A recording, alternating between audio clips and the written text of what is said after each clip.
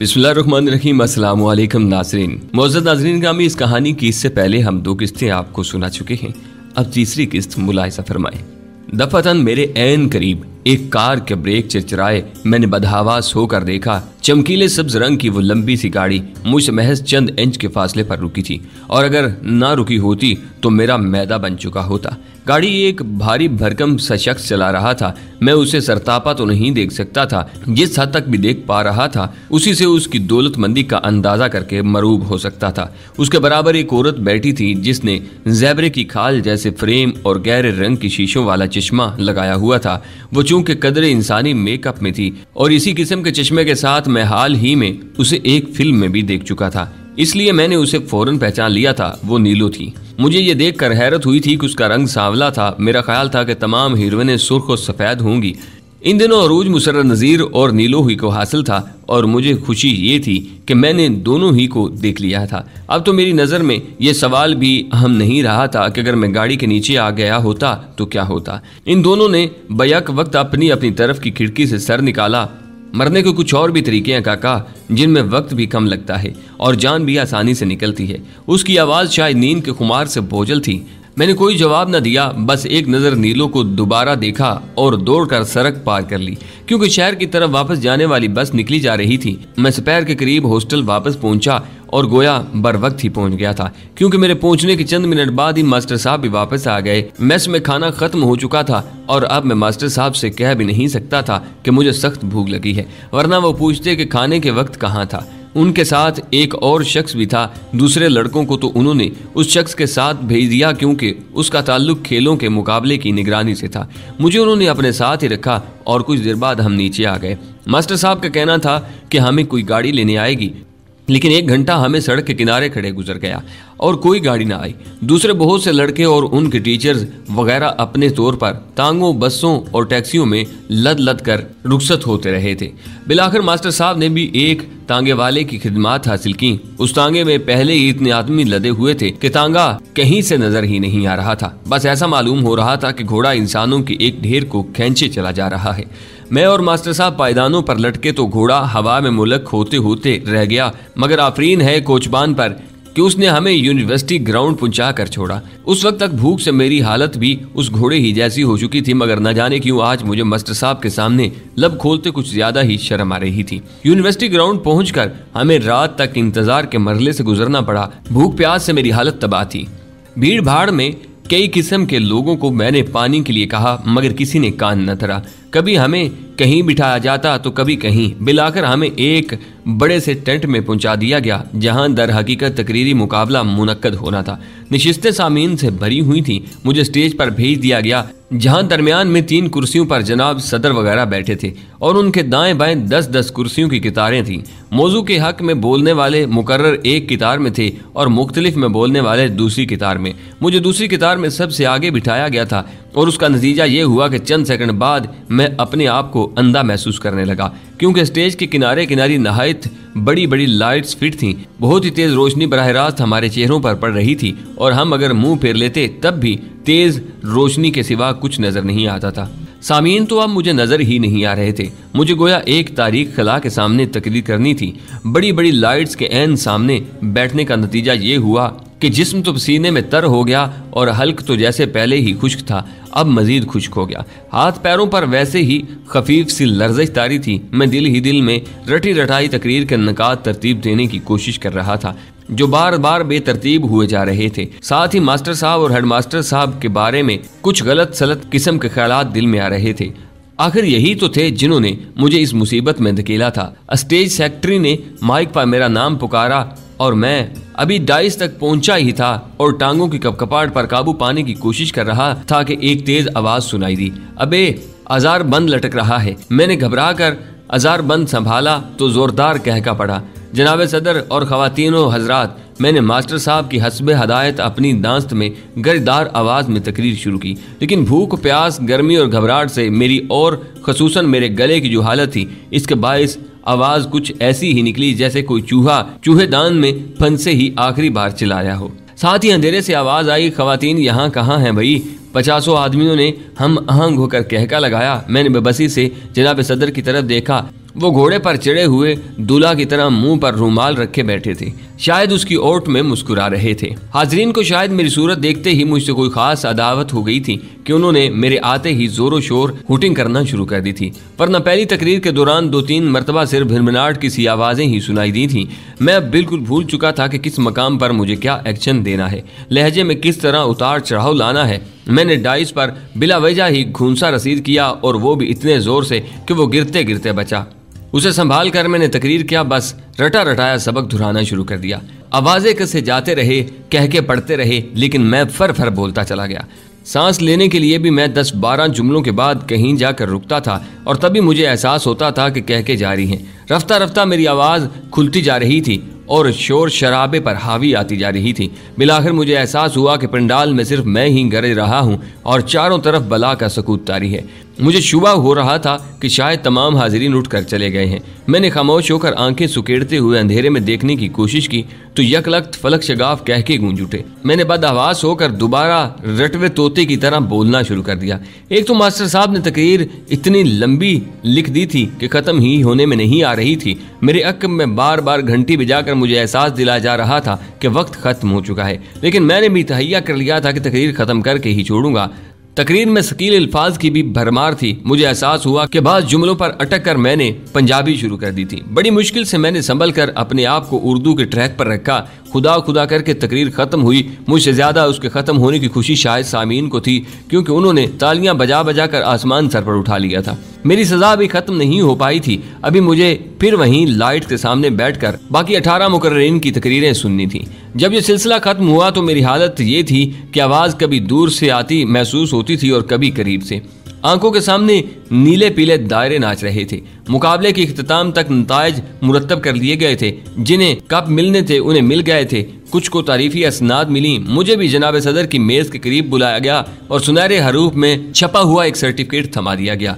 उस पर खाली जगहों में मेरा नाम वगैरह कलम से लिखा गया था। मैंने आंखें फाड़ कर बमुश्किल पढ़ा। मफहूम यही था कि मौसूब मोहम्मद अफजल वल्द मोहम्मद अजमल ने वाकई इस मुकाबले में शिरकत की थी और बस यही गनीमत था। और मुझे अंदेशा था कि वो कोई ऐसी सनद न थमा दें जिस पर लिखा हो कि आज के मुकाबले का बदतरीन मुकर्रर मोहम्मद अफजल था और आइंदा इसे इस किस्म के मुकाबले में हिस्सा लेने से बाज रख दिया जाए।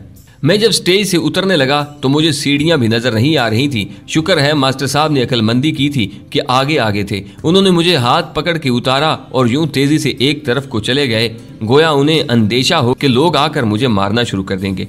कुछ देर बाद हम रुके और मेरी बिनाई कुछ बहाल हुई तो मैंने देखा कि हम एक लंबी मेज के करीब खड़े थे और मेज पर कई किस्म के खाने सजे हुए थे। बहुत से लोग तेजी से मेज की तरफ लपके चले आ रहे थे और बाज को तो खानों पर टूट पड़ते भी देखा था। मैंने आओ देखा न ताओ आस्तीन चढ़ाकर पल पड़ा।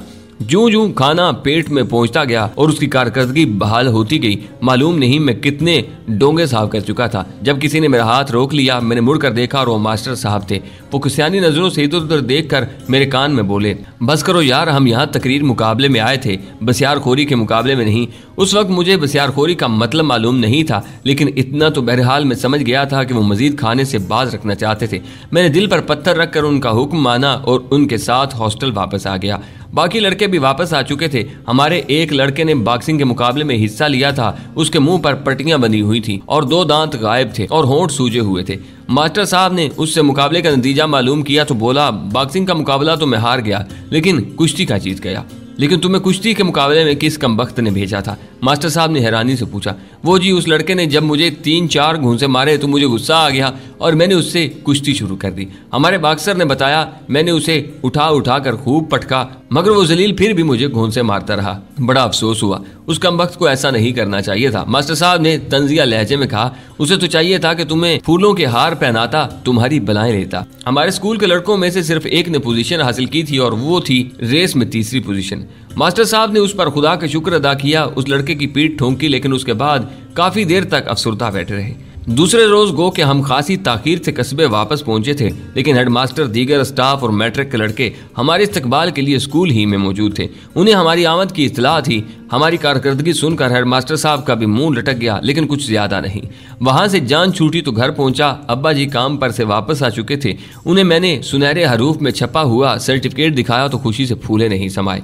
घर के हर फर्द को दिखाने के बाद उसे हिफाजत से ताक में रखते हुए अब्बा जी बोले, कल इसे बाजार से फ्रेम करवा लाना। मेहमान आया करेंगे तो दिखा दिया करेंगे, इज्जत बनेगी। मालूम नहीं वो किन मेहमानों का जिक्र कर रहे थे। मैंने जब से होश संभाला था घर में कोई मेहमान आते नहीं देखा था। बहरहाल सर्टिफिकेट मैंने हिफाजत से रख दिया था। नहा धोकर खाना खाने के बाद मैं अब्बा जी की नज़र बचाकर राजू से मिलने के लिए निकल खड़ा हुआ। उससे बातें करने और स्टूडियो की सैर का हवाल सुनाने को दिल मचल रहा था। उसके घर के करीब पहुंचकर मैंने उल्लू की आवाज़ का सिग्नल दिया। हालांकि हमारे घर वालों में से कोई भी हमें एक दूसरे से मिलने से मना नहीं करता था, मगर मालूम नहीं हमें क्यों एक दूसरे को खुफिया सिग्नल के जरिए बुलाने में मजा आता था। और सिग्नल किस हद तक खुफिया था इसका अंदाजा कि एक रोज राजू का बड़ा भाई जो टाउन कमेटी में क्लर्क था मुझे बाजार में मिला तो पूछने लगा, ये तुम राजू को किस किस्म की आवाज निकाल कर बुलाते हो? उल्लू की, मैंने हिचकिचाते हुए जवाब दिया। बहुत खूब। वो मुतमिन अंदाज में सर हिलाते हुए बोला, फिर तो तुम्हें आवाज बदलने की जरूरत नहीं पड़ती होगी, अपनी असल आवाज में बुलाते हो। मैं कुछ और समझा था। मेरा सिग्नल सुनते ही राजू बाहर आ गया। मेरी जेब में कुछ पैसे बाकी थे, इसलिए मैंने फ्याजी से कहा, आओ चलकर मोछे के स्टॉल पे बैठते हैं, चाय भी पियेंगे और गपशप भी करेंगे। स्टॉल पर पहुंचकर मैंने मोछे को मलाई वाली चाय का ऑर्डर देते हुए फरमाइश की, यार जरा ग्रामोफोन पर वो रिकॉर्ड तो लगा देना, मैनू रब दी सौ तेरे नाल प्यार हो गया वे, चन्ना सच्ची मुची, और हाँ चाय में चीनी जरा ज्यादा डालना। मुझे का ग्रामोफोन भी मुझे ही की तरह अजूबा रोजगार था। उस पर नूर जहां का रिकॉर्ड लगाया जाता था तो आवाज सहगल की निकलती थी, और सहगल को सुनने की कोशिश की जाती थी तो लगता था कि लता बैन कर रही है। इस पर सितम यह कि मूछा फरमाइश के मुताबिक कभी रिकॉर्ड नहीं लगाता था, कम अज कम फौरी तौर पर तो नहीं लगाता था। मसलन इस वक्त मेरी फरमाइश एक कान से सुनकर दूसरे कान से निकालते हुए जो रिकॉर्ड लगाया, जा अपनी हसरतों पे आंसू बहा के सो जा। राजू ने लकड़ी की बद्दी थी कुर्सी पर पांव ऊपर करके बैठते हुए कहा, और सुनाओ यार कैसी रही तकरीर शकरीर? तकरीर को गोली मारो, मैंने मेज पर झुकते हुए कहा। मैं तो तुम्हें यह बताने के लिए आया हूँ कि मैं स्टूडियो की सैर करके आया हूँ, बड़ी अच्छी तरह। स्टूडियो की सैर? राजू अल्मोनियम के जग से पानी अंडेलते अंडेलते उछल पड़ा और जग उसके हाथ से गिरते गिरते बचा। किसी से मुलाकात हुई? उसने बड़े इश्तियाक से पूछा। सभी से हुई, मैंने एक शानदार बेनियाजी से जवाब दिया। सविया संतोष, दर्पण नियर, सुल्ताना, मुसर्रत नज़ीर, नीलो, लैला, फिरदौस, शमीम आरा, असलम परवेज, सभी तो वहां मौजूद थे। किससे बात हुई? राजू मेरे करीब खिसक आया। सभी सी हुई। मैंने चंद घूंट पानी पीने के बाद कहा, यार मैं तो उनके इखलाक से बहुत ही मुतासर हुआ हूँ, बहुत ही मिलनसार लोग हैं। मैंने जब उन्हें बताया कि मैं उन सब का बड़ा मदा हूँ और बड़ी दूर से उनसे मिलने आया हूँ तो बहुत ही खुश हुए। पूछने लगे, मिस्टर अफजल तुम्हारे लिए चाय या लस्सी वगैरह मंगवाएं? मैंने तकल्लुफ में इनकार कर दिया कि कहीं नदीदा ना समझे। मैं चलने लगा तो नीलो ने ये तक पूछा कि तुम्हारे पास सवारी नहीं है तो मैं अपनी गाड़ी में शहर छोड़ाऊं, लेकिन मैं बस शुक्रिया अदा करके स्टूडियो निकल आया। और वो जो आजकल नया हीरो बहुत चढ़ रहा है, मोहम्मद अली, और वो नई हीरोइन है ना, बहुत ही खूबसूरत, वो जो ब्लोरी आंखों की वजह से अंग्रेज सी लगती है, ज़ेबा, उन दोनों से भी मुलाकात हुई। बल्कि मोहम्मद अली से तो बहुत बातें हुई। कह रहा था कि कभी तुम्हारे कस्बे में आऊंगा और तुम्हारे दोस्तों से भी मिलूंगा। राजू की आंखें बहुत फैल चुकी थी, मैंने उन्हें मजीद फैलाना मुनासिब नहीं समझा और गपबाजी का ये सिलसिला रोक लिया। धीरे धीरे राजू की आंखें मामूल पर आई, लेकिन अब भी वो कुछ ऐसी सैरज़दा सी नजरों से मेरी तरफ देख रहा था जैसे मैं कोहकाफ की सैर करके आया हूँ। बिलाकर वो संभल कर बोला, यार क्या नीलो काली है? मैंने सुना है ये औरतें फिल्म में जैसी गोरी चिट्टी और खूबसूरत नजर आती हैं, हकीकत में ऐसी नहीं होती। स्टूडियो के करीब जब मैं गाड़ी के नीचे कुचल जाने से बार बार बचा था और नीलू ने खिड़की से सर निकालकर गुस्से से मेरी तरफ देखा था तो मेकअप की तहों के बावजूद मुझे उसकी रंगत गंदमी सी लगी थी। लेकिन मैं जाने क्यों उसे गोरी चिट्टी साबित करने पर तुल गया। नहीं यार, मैंने जोर देकर कहा, वो तो सुर्खो सफेद है, काली या सावली तो हिरन कोई भी नहीं थी। मैं तो सबको इतने करीब से देख कर आया हूँ जितने करीब इस वक्त तुम बैठे हो। मैं इस तरह हीरोइनों के रंग रूप का दिफा कर रहा था गोया इस पर मेरे मुस्तकबिल का दारो मदार हो और उनके हुस्न पर हर फाने की सूरत में मुझे कोई नाकाबिले तलाफी नुकसान पहुंचेगा। मैं कुछ इतने खलूस दिल से गप्पे हाँक रहा था कि मुझे खुद भी यही महसूस होने लगा था कि मैं सच ही बोल रहा हूँ। उस दिन के बाद राजू पर मेरी धाक कुछ ज्यादा ही बैठ गई थी। अब वो मेरे दोस्त से ज्यादा चेला नजर आता था। शब रोज गैर महसूस तौर पर गुजरते जा रहे थे। मैट्रिक के इम्तिहान करीब थे तो मुझे इश्क हो गया, जिंदगी का पहला इश्क। पहला इश्क इंसान को कभी नहीं भूलता। मुझे अचानक ये एहसास हुआ था कि मैं उस लड़की पर आशिक हो गया हूँ। हालांकि मैं काफी अरसे से उसे देखता आ रहा था कि वो हमारी गली में ही सामने चंद मकान छोड़कर रहती थी और उस तरफ से चूंकि गली बंद थी इसलिए कहीं आते जाते वक्त उसे हमारे घर ही के सामने से गुजरना पड़ता था। मैंने बहुत कम लड़कियों को बुर्का लेते देखा था, वो उन्हीं में से एक थी वरना बेशतर लड़कियां अमूमन खेतों वगैरह पर कामकाज में हिस्सा लेती थीं और बुर्का नहीं पहनती थीं, मगर किसी की मजाल नहीं थी कि राह चलते उन्हें घूरता और छेड़छाड़ करने की कोशिश करता। इसकी एक वजह यह थी कि बेशतर लोग एक दूसरे के शजरा नसब सख्त से वाकिफ थे, फौरन घर शिकायत पहुंच जाती थी। दूसरी वजह यह थी तकरीबन 24 घंटे कामकाज करने वाली ये लड़कियां ऐसी मर्द मार और मुंह फट होती थीं कि जरा सी खिलाफ मंशा बात पर आस्तीनें चढ़ा लेती थीं और जूती उतार लेती थीं। गो कि इनमें से बहुत कम ही ऐसी थीं जिनके पाँव में जूती होती थी। जिस लड़की का मैं जिक्र कर रहा हूँ उसका नाम शमीम था। उनका रहन सहन कुछ शहरी शहरी किस्म का था। शमीम के मुतल्लिक मैं आपको क्या बताऊं, आपने कभी चमेली का फूल देखा है? जरूर देखा होगा। वो बिल्कुल वैसी ही थी, सफेद नाजुक और खुशबू में बिखरती हुई। बुर्का से भी उसके वजूद की नजाकतें उमड़ती रहती, खुशबू बिखरती रहती। अब ऐसी लड़की से कोई प्यार न करे तो क्या करे। वो कभी कभार ही घर से निकलती थी और जब भी निकलती थी महीनों का सब्र करार लूट कर ले जाया करती थी। जिस रोज स्कूल जाते वक्त नजर आ जाती उस रोज तो स्कूल में बैठना ही दुश्वार हो जाता। हर तरफ उसी की सूरत दिखाई देती, हर चीज से उसकी खुशबू आती। एक रोज तो मैं किताबें बगल में दबाए स्कूल जाने के लिए घर से निकला और वो आगे जाती नजर आ गई तो मैं गोया नींद किसी कैफियत में उसके पीछे पीछे चल पड़ा। मालूम नहीं मैं कब तक चलता रहा। होश मुझे उस वक्त आया जब वो अचानक ही मेरे सामने से गायब हो गई। मैंने सर झटक कर इधर उधर देखा तो अपने आप को एक चारदीवारी में खड़े पाया। सामने एक छोटी सी इमारत पर एक धुंधला सा बोर्ड झूल रहा था जिस पर लिखा था दस्तकारी मरकज। एक खराट सी बुढ़िया कमर पर हाथ रख के मेरे सामने खड़ी मुझे घूर रही थी और कख्त सी आवाज में पूछ रही थी, कहाँ मुंह उठाए चले जा रहे हो, किससे मिलना है? मैंने कोई जवाब न दिया और सर पर पांव रखकर वहां से भाग लिया। मुझे ये तो मालूम हो गया था कि कभी कभार वो दस्तकारी के स्कूल जाती थी, लेकिन उसका कोई वक्त मुकर्रर था न दिन। जाने क्यों बाकायदगी से नहीं जाती थी। बहरहाल जिस दिन भी मुझे वहम सा हो जाता कि आज वो घर से निकलेगी, उस दिन मैं 4-5 घंटे गली में खड़ा रहता, बालों में तेल लगाकर और कंगी पट्टी करके मैं अपने दांत में पूरा रांझा नजर आने की कोशिश करता। कपड़े भी हत्तल इम्कान साफ रखने की कोशिश करता। अगर कभी कभार चच्चे वगैरह बर वक्त धो कर न देती तो खुद ही धो लेता। गर्ज के इश्क ने शख्सियत में बड़ा निखार पैदा कर दिया था, मगर वो कम वक्त छांट कर अल्लाह मियाँ के हाथ से पत्थर का दिल लेकर आई थी।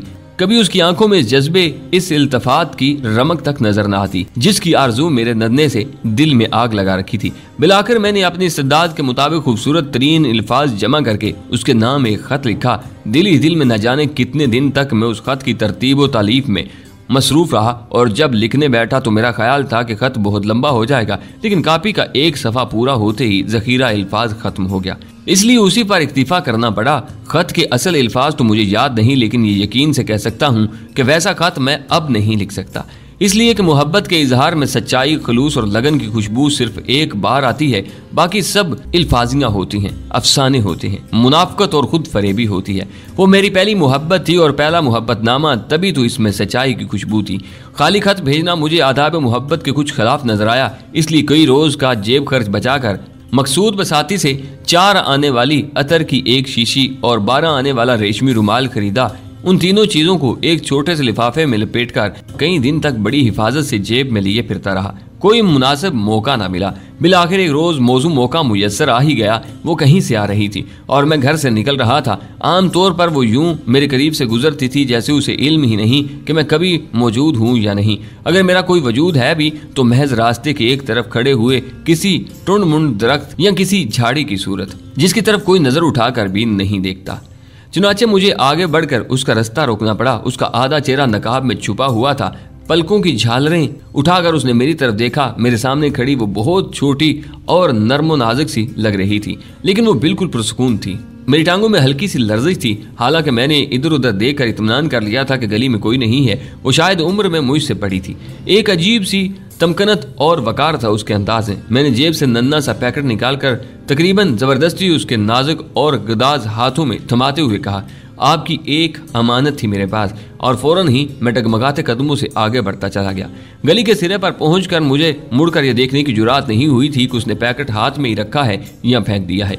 वो वहीं खड़ी है या अपने घर दाखिल हो चुकी है। खत में मैंने उसे जवाब मुझ तक पहुंचाने का तरीका भी बता दिया था। चुनाचे उस दिन के बाद जवाब का इंतजार शुरू हो गया।